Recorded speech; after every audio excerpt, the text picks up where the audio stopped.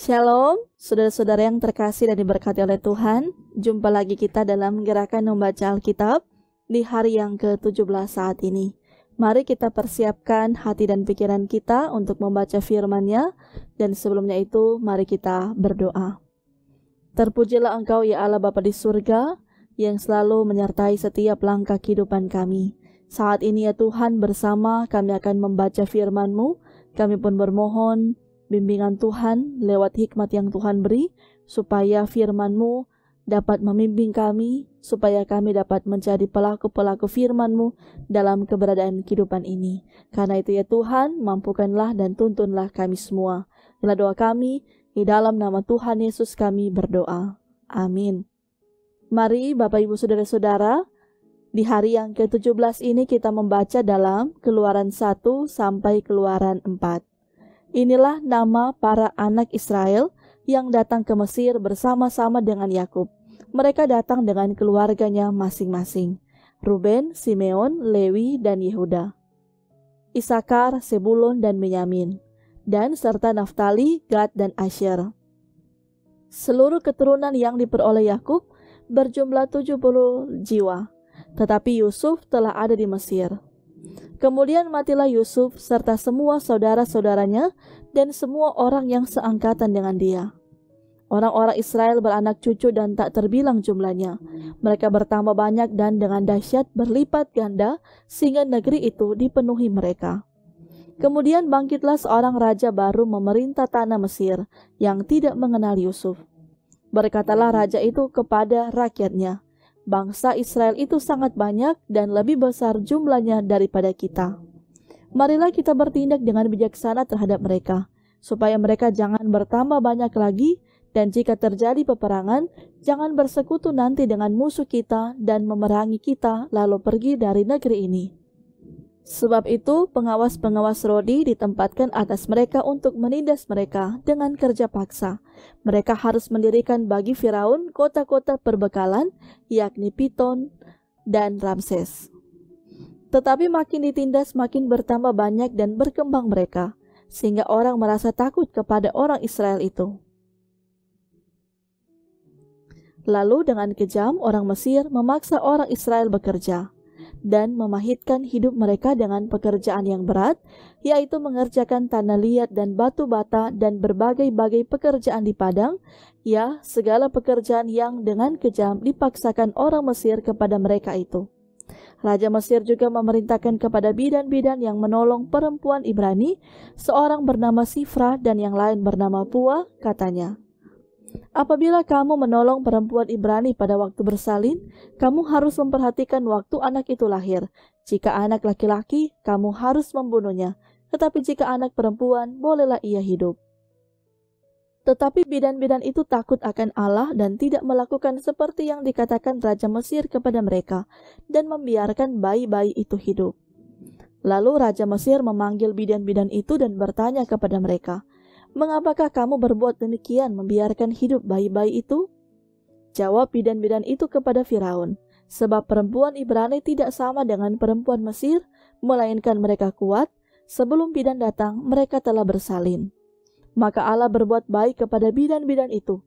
Bertambah banyaklah bangsa itu dan sangat berlipat ganda. Dan karena bidan-bidan itu takut akan Allah, maka ia membuat mereka berumah tangga. Lalu Firaun memberi perintah kepada seluruh rakyatnya, "Lemparkanlah segala anak laki-laki yang lahir bagi orang Ibrani ke dalam sungai Nil, tetapi segala anak perempuan biarkanlah hidup." Seorang laki-laki dari keluarga Lewi kawin dengan seorang perempuan Lewi. Lalu mengandunglah ia dan melahirkan seorang anak laki-laki. Ketika dilihatnya bahwa anak itu cantik, disembunyikannya 3 bulan lamanya.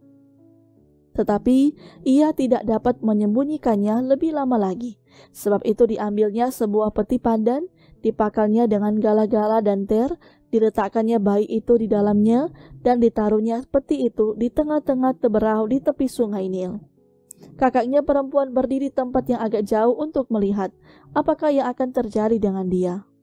Maka datanglah putri Firaun untuk mandi di sungai Nil, sedang dayang-dayangnya berjalan-jalan di tepi sungai Nil.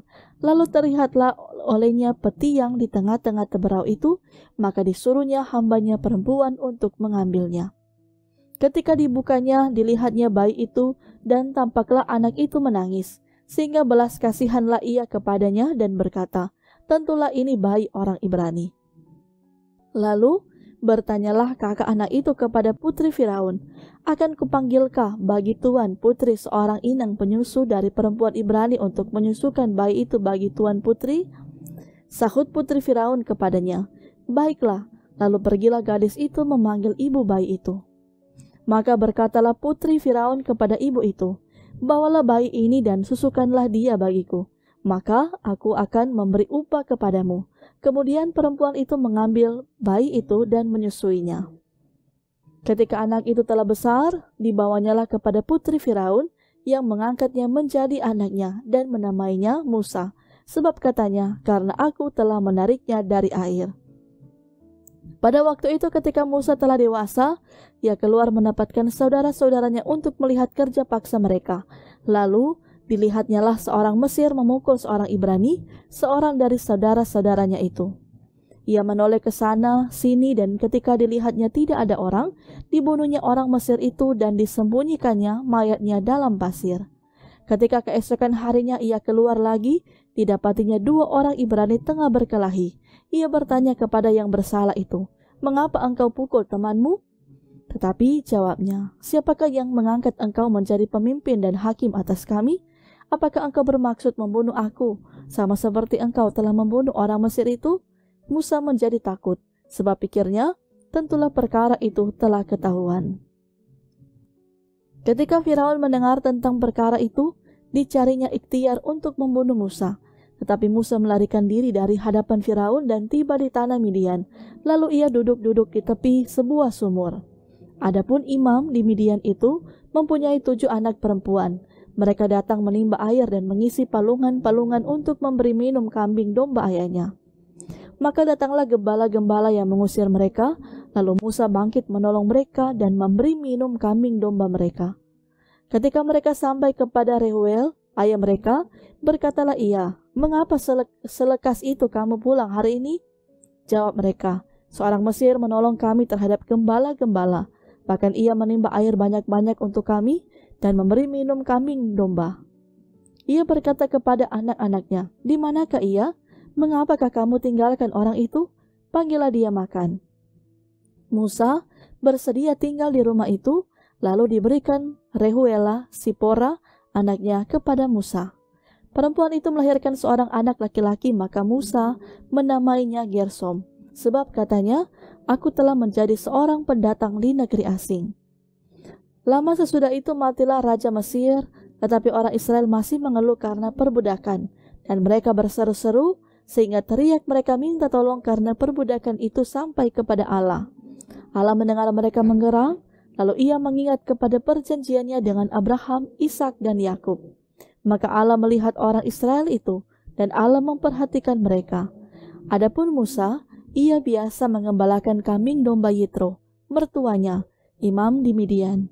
Sekali ketika ia mengiring kambing domba itu ke seberang padang gurun, sampailah ia ke gunung Allah, yakni gunung Horeb. Lalu malaikat Tuhan menampakkan diri kepadanya di dalam nyala api yang keluar dari semak duri. Lalu ia melihat dan tampaklah semak duri itu menyala, tetapi tidak dimakan api. Musa berkata, baiklah aku menyimpang ke sana untuk memeriksa penglihatan yang hebat itu. Mengapakah tidak terbakar semak duri itu? Ketika dilihat Tuhan bahwa Musa menyimpang untuk memeriksanya, berserulah Allah dari tengah-tengah semak duri itu kepadanya, Musa, Musa, dan ia menjawab, ya Allah. Lalu ia berfirman, janganlah datang dekat-dekat, tanggalkanlah kasutmu dari kakimu, sebab tempat di mana engkau berdiri itu adalah tanah yang kudus. Lagi ia berfirman, akulah Allah ayahmu, Allah Abraham, Allah Ishak, dan Allah Yakub. Lalu Musa menutupi mukanya, sebab ia takut memandang Allah.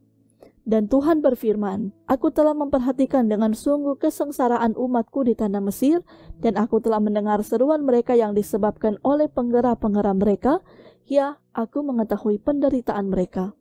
Sebab itu aku telah turun untuk melepaskan mereka dari tangan orang Mesir dan menuntun mereka keluar dari negeri itu ke suatu negeri yang baik dan luas, suatu negeri yang berlimpah-limpah susu dan madunya, ke tempat orang Kanaan, orang Het, orang Amori, orang Feris, orang Hewi, dan orang Yebus. Sekarang seruan orang Israel telah sampai kepadaku, juga telah kulihat betapa kerasnya orang Mesir menindas mereka.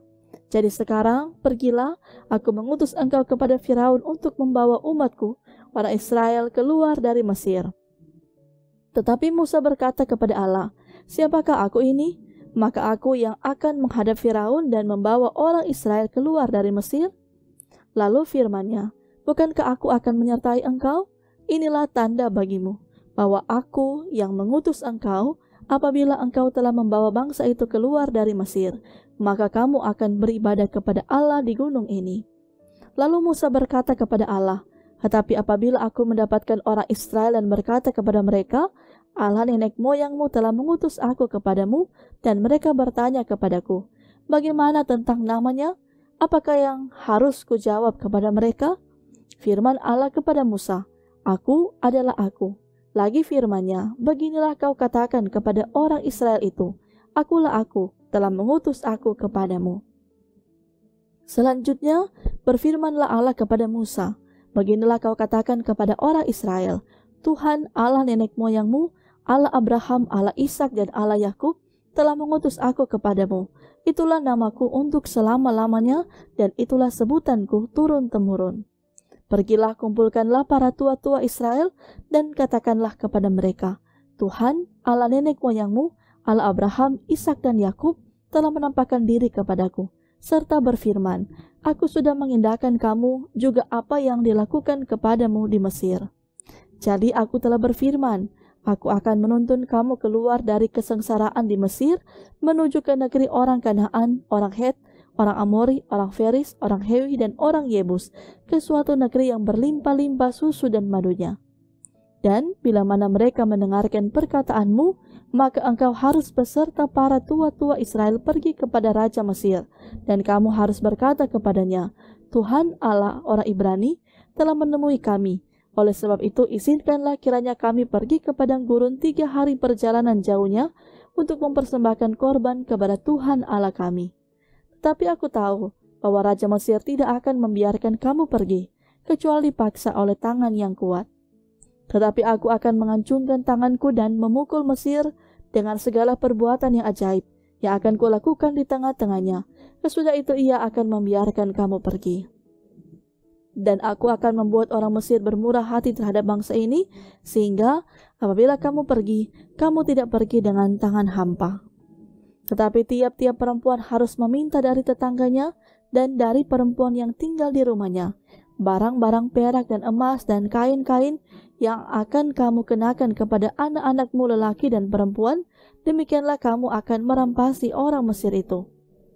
Lalu sahut Musa, bagaimana jika mereka tidak percaya kepadaku dan tidak mendengarkan perkataanku, melainkan berkata, Tuhan tidak menampakkan diri kepadamu?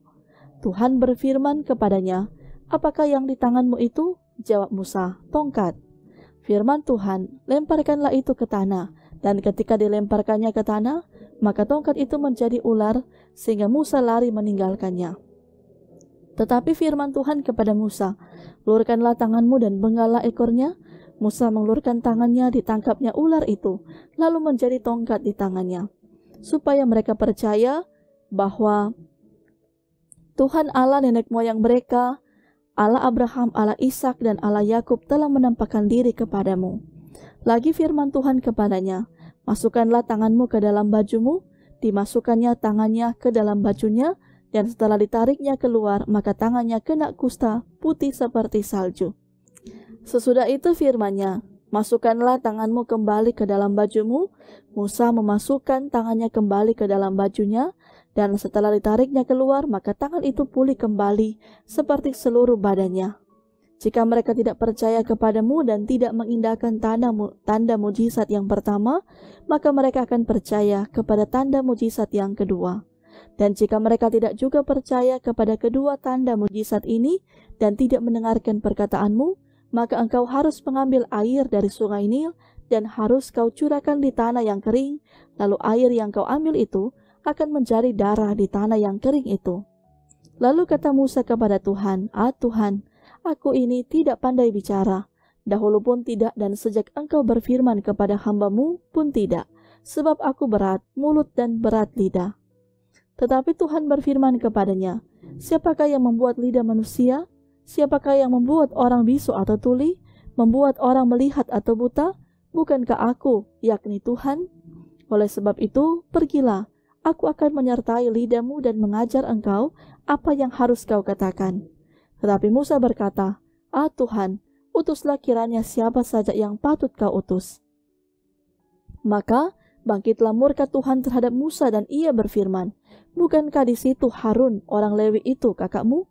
Aku tahu bahwa ia pandai bicara, lagi pula ia telah berangkat menjumpai engkau, dan apabila ia melihat engkau, ia akan bersuka cita dalam hatinya. Maka engkau harus berbicara kepadanya dan menaruh perkataan itu ke dalam mulutnya.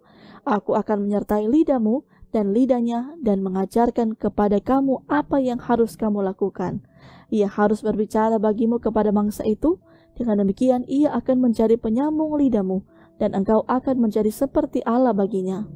Dan bawalah tongkat ini di tanganmu yang harus kau pakai untuk membuat tanda-tanda mujizat. Lalu Musa kembali kepada mertuanya Yitro serta berkata kepadanya, izinkanlah kiranya aku kembali kepada saudara-saudaraku yang ada di Mesir untuk melihat apakah mereka masih hidup. Yitro berkata kepada Musa, pergilah dengan selamat. Adapun Tuhan sudah berfirman kepada Musa di Midian, kembalilah ke Mesir, sebab semua orang yang ingin mencabut nyawamu telah mati. Kemudian Musa mengajak istri dan anak-anaknya lelaki, lalu menaikkan mereka ke atas keledai dan ia kembali ke tanah Mesir dan tongkat Allah itu dipegangnya di tangannya. Firman Tuhan kepada Musa, pada waktu engkau hendak kembali ini ke Mesir, ingatlah, supaya segala mujizat yang telah kuserahkan ke dalam tanganmu, kau perbuat di depan Firaun, tetapi aku akan mengeraskan hatinya, sehingga ia tidak membiarkan bangsa itu pergi. Maka engkau harus berkata kepada Firaun, beginilah firman Tuhan, Israel ialah anakku, anakku yang sulung. Sebab itu aku berfirman kepadamu, biarkanlah anakku itu pergi, supaya ia beribadah kepadaku, tetapi jika engkau menolak membiarkannya pergi, maka aku akan membunuh anakmu, anakmu yang sulung. Tetapi di tengah jalan, di suatu tempat bermalam, Tuhan bertemu dengan Musa dan berikhtiar untuk membunuhnya. Lalu Sipora mengambil pisau batu, dipotongnya kulit katan anaknya, kemudian disentuhnya dengan kulit kaki Musa sambil berkata, sesungguhnya engkau pengantin darah bagiku. Lalu Tuhan membiarkan Musa pengantin darah, kata Sipora waktu itu, karena mengingat sunat itu. Berfirmanlah Tuhan kepada Harun, pergilah ke padang gurun menjumpai Musa. Ia pergi dan bertemu dengan dia di gunung Allah, lalu menciumnya.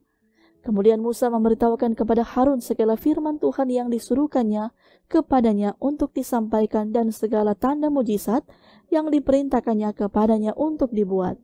Lalu pergilah Musa beserta Harun dan mereka mengumpulkan semua tua-tua Israel. Harun mengucapkan segala firman yang telah diucapkan Tuhan kepada Musa serta membuat di depan bangsa itu tanda-tanda mujizat itu. Lalu percayalah bangsa itu. Dan ketika mereka mendengar bahwa Tuhan telah mengindahkan orang Israel dan telah melihat kesengsaraan mereka, maka berlututlah mereka dan sujud menyembah. Demikian firman Tuhan, mari kita berdoa. Kami mengucap syukur ya Tuhan, kami telah dibimbing untuk boleh membaca firman-Mu bersama di saat ini. Biarlah hikmat yang Tuhan beri akan membawa kami semakin mengerti, semakin memahami, dan semakin untuk dapat melakukan segala kebenaran-Mu dalam keberadaan kehidupan kami. Dan saat ini bermohonlah kami kepadamu untuk hari pemberian yang telah Tuhan berikan, ketika kami akan melaksanakan segala tugas tanggung jawab kami, bermohonlah kami untuk selalu Tuhan menyertai, menuntun kami ketika kami akan bekerja, beraktivitas lewat berbagai mata pencarian, usaha dan profesi kami. Campur tangan Tuhanlah membawa kami terus menikmati pemberkatan Tuhan, semakin sehat dan kuat, semakin dimampukan untuk dapat menjalani segala tugas dan tanggung jawab kami di sepanjang hari ini. Maka bermohonlah kami untuk kehidupan pula saudara-saudara kami ketika mereka dalam pergumulan sakit, dalam pergumulan masalah, pertolongan Tuhanlah yang akan membawa mereka semakin dikuatkan dan dimampukan, sehingga berkat kesembuhanlah yang akan terus mereka nikmati di tengah-tengah gumul yang mereka alami saat ini. Maka dari itu ya Tuhan, kami serahkan kehidupan kami ke dalam tangan-Mu yang penuh kasih di sepanjang hari pemberian-Mu di saat ini. Inilah doa kami, di dalam nama Tuhan Yesus kami berdoa. Amin. Demikianlah untuk gerakan membaca Alkitab di saat ini. Tuhan memberkati kita sekalian.